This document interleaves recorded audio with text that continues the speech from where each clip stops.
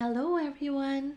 Welcome back to my subscribers, and welcome to those who are watching this channel for the first time. In today's video, I'm featuring my childhood classmate Pinky.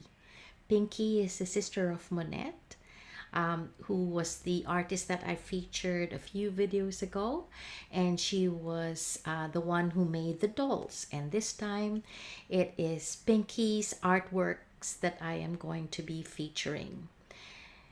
I have really admired Pinky's work because they make me smile. And I'm sure that you are going to enjoy the video of her artwork. And I hope that you will also be inspired to try new things. So, I would like to introduce you to my dearest classmate, Pinky.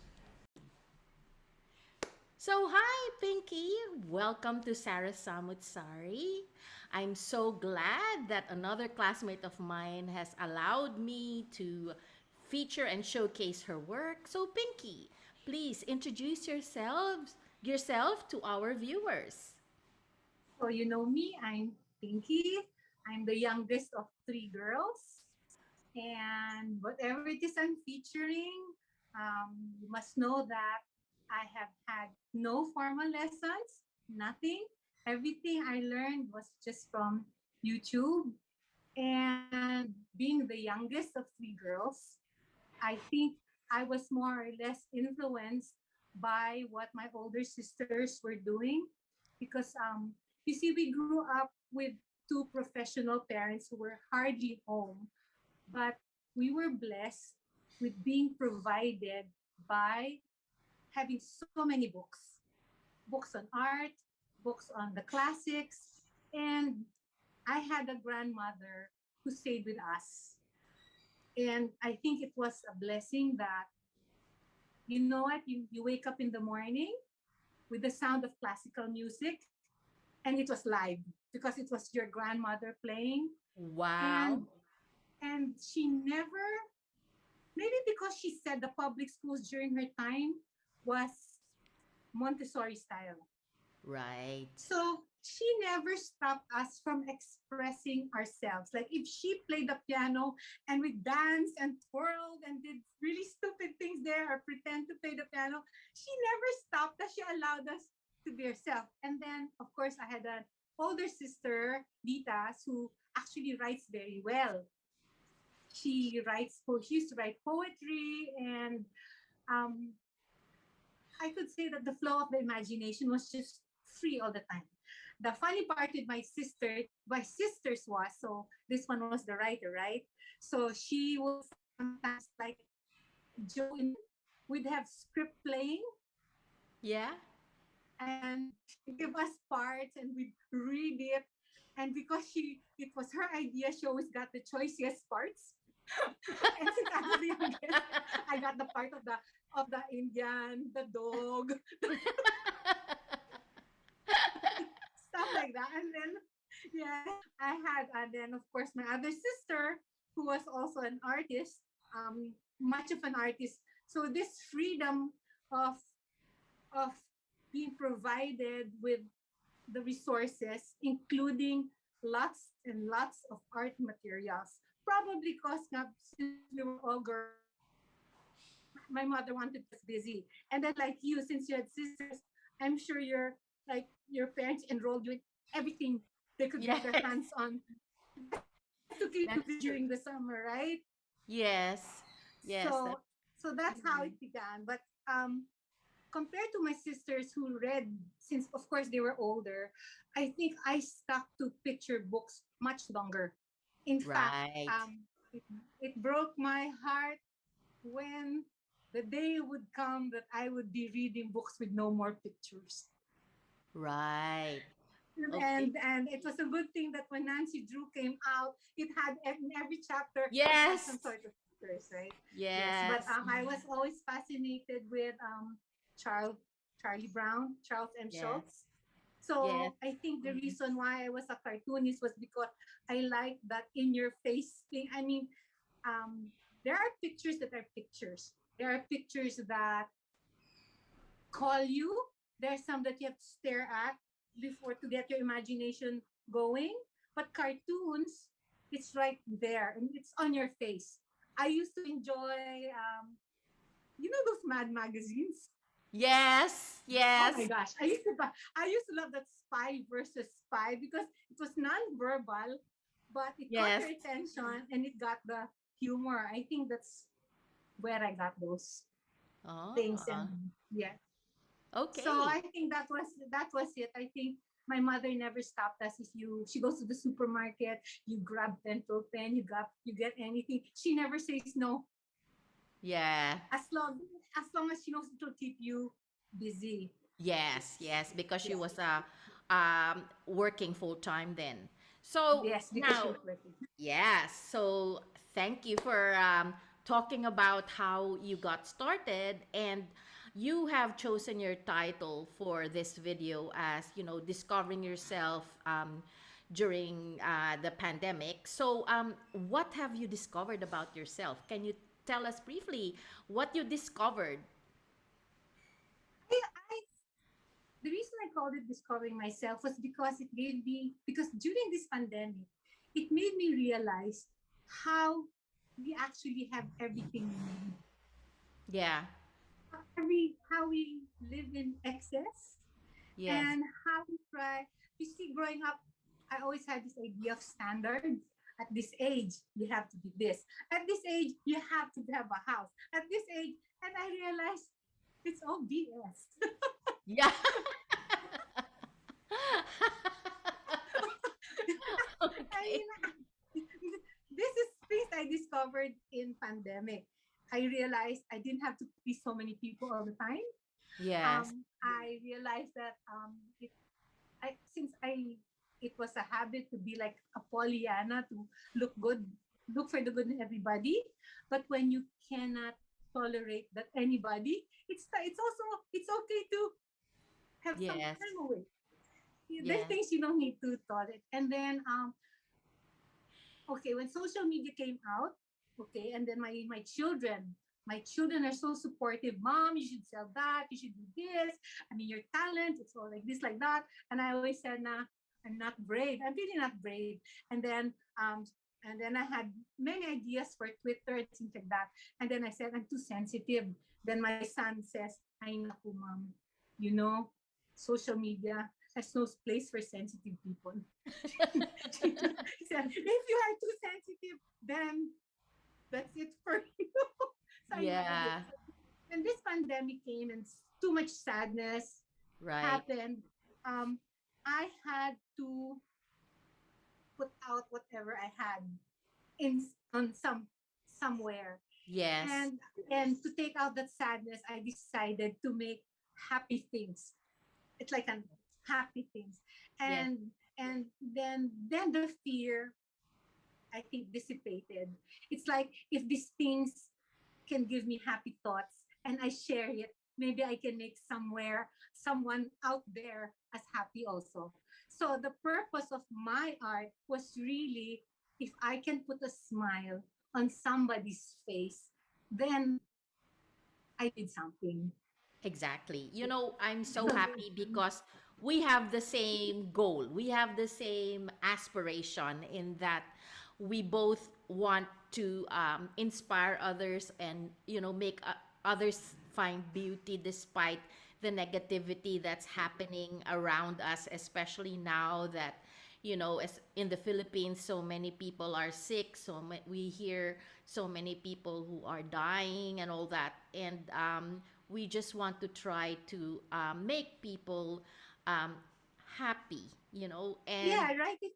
If you can put a smile on someone's face, like when exactly. they see it and then forget whatever it is they're worried about, even for a while, it's like Yes. it was not in vain, Yes, right? You that's did you right. did something for someone. That was my Yes. only purpose, Yes. really. Yeah. Yep. So, anyway, thank you so much for allowing me to showcase your Yes. beautiful work. I Thank am you. sure your artwork will make people smile because it has certainly made me smile a lot. And Thank you. so, without further ado, I always say this, I am now going to present your video and we will have a quick chat again after your video. So, see Okay. you, okay? See you All later. right. Thank you. Okay. Okay. Toodling, as you know, is a part of me. I cannot help it.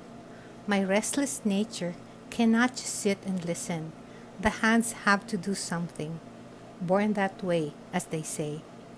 I don't know if you remember, but I was a cartoonist for the Blue Flame when Meg was editor in chief. Anyway, that gave me the chance to draw all the years in Saints Co until college. As a preschool teacher, I was able to do that too. So, when it comes to present times, let's move fast forward. My husband's work entailed lots of traveling, and when it gets long and tiresome, he takes me. This initiated my doodling, the clothes to pack, which became SOP every time I traveled with him or with my family. I like to pack light, so this helped a lot because I didn't like to have any check-in baggages. Here is a sample of my travel log. The first one is like a business trip. This was in Hong Kong and the temperature was 18 to 25. So, as you can see, I put a list of what to wear every day. And they're all black because black has always been my canvas and I usually accessorize it with the colors I like as part of my accessories and bags. And here is a sample of the things I see at the airport and the things that happen and the things that are in my thoughts. I doodle them too. Here is a sample of a family trip. As you can see, I also draw the accessories that I bring along. And sometimes I mix real pictures with my doodles.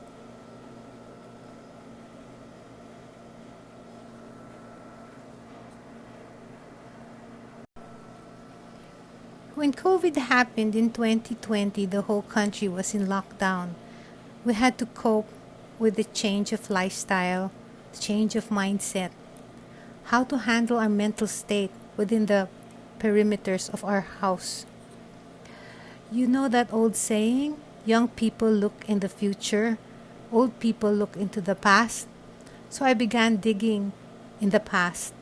And when Scholasticana came out and the Colasa came out, I started reflecting on what made Saints Co important to me. After all, I spent practically half my life there. So I started looking back, digging in, and so from Haiku serie, I started doodling things memorable about school. And one of them was the Sister Gracia and her stampita and the candies you receive for your birthday. So I started drawing that. And then I started drawing the smell of the library, which was so magical for me in grade school. And when I decided to visit it again one time in college, it was just as magical. I don't know if you remember the smell, but there was a smell. And then I remembered the two acacia trees that had such an impact on me. They were always a pair and always together. And it broke my heart the day that one was hit by lightning and was chopped down. And I also remembered the days we used to catch fireflies in the open field. So I drew those too. And also I remembered the chance, the once in a lifetime or once in a while chance that you see a vortex of wind that will make the fallen leaves from the acacia tree dance. That was something for me. Then of course I also doodled the games that we played which was Patintero. And one of the most memorable places for me, aside from the library, was the speech lab. Back then, it felt so high tech and it was so fascinating to hear your own voice.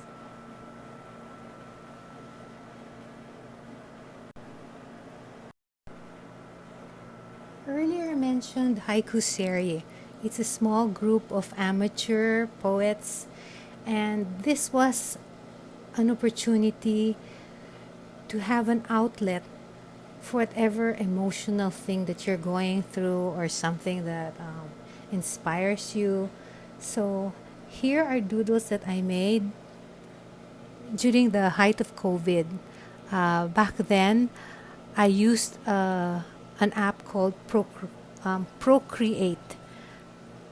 That way, you could save anything from your tablet and not waste paper. So I'm sharing 3 of them, and here they are.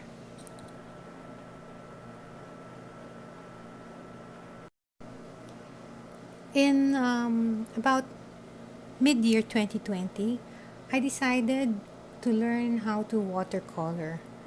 I think it was the perfect time since we were all just staying home, and watercolor was always a medium I wanted to learn.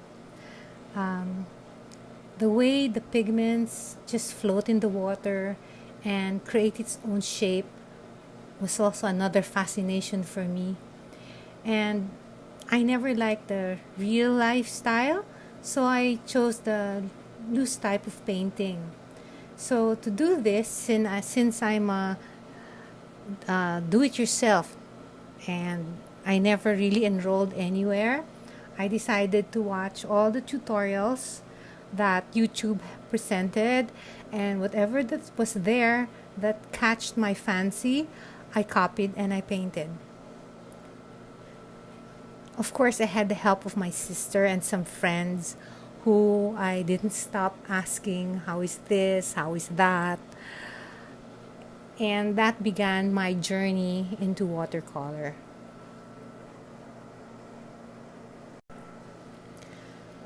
Moving on. 2021. The pandemic did not look like it was about to end. Start a new goal. What if I don't survive the pandemic? What shall I leave behind for my children? My imagination started going on overdrive, as in concrete jungle, nuclear fallout, etc., etc. So, when the illustration of Josefina came to be, I decided to make a book for 2021. I was a chubby kid with braids, so I made her chubby in the beginning and decided to slim her down, but definitely she was braided. Being held at home, I imagined the freedom of playing barefooted in a wide open expanse of a garden. Since we're in the Philippines, I decided to make it a tropical country. I kept painting flowers that didn't really survive in our country, like what was that I made? Of course, roses do, but I made poppies and other varieties of flowers. But I think I should and thought that I should start drawing flowers that actually grow in the garden, our garden. So, what will Josefina wear? A tropical country requires a nice cotton duster. So, tropical country it is. Philippine flowers. So, the flowers I chose were the flowers I grew up and saw as a kid. And the product of this became Josefina's Garden. It's a feel-good book, as the cover says, Philippine flowers with seeds of thought. Hence, every painting comes with a quote and some scientific name of the flower so that there'll be some information in it.